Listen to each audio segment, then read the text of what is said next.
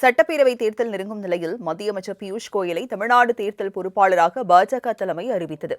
அவருடன் மத்திய அமைச்சர்கள் அர்ஜுன் ராம் மேக்வால், முரளிதர் மோஹல் ஆகியோரும் இணை பொறுப்பாளர்களாக நியமிக்கப்பட்டனர்.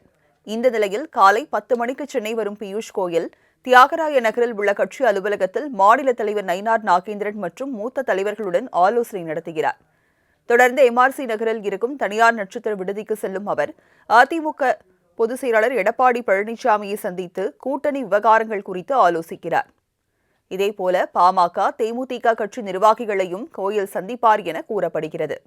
தொடர்ந்து மாலை தமிழ்நாடு ஆளுநர் RN ரவியையும் சந்தித்து பேச உள்ளதாக தகவல் வெளியாகியுள்ளது.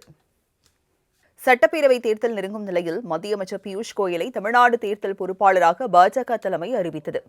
அவருடன் மத்திய அமைச்சர்கள் அர்ஜுன் ராம் மேக்வால், முரளிதர் மோஹல் ஆகியோரும் இணை பொறுப்பாளர்களாக நியமிக்கப்பட்டனர். இந்த நிலையில் காலை 10 மணிக்கு சென்னை வரும் பியூஷ் கோயல் தியாகராய நகரில் உள்ள கட்சி அலுவலகத்தில் மாநில தலைவர் நயினார் நாகேந்திரன் மற்றும் மூத்த தலைவர்களுடன் ஆலோசனை நடத்துகிறார்.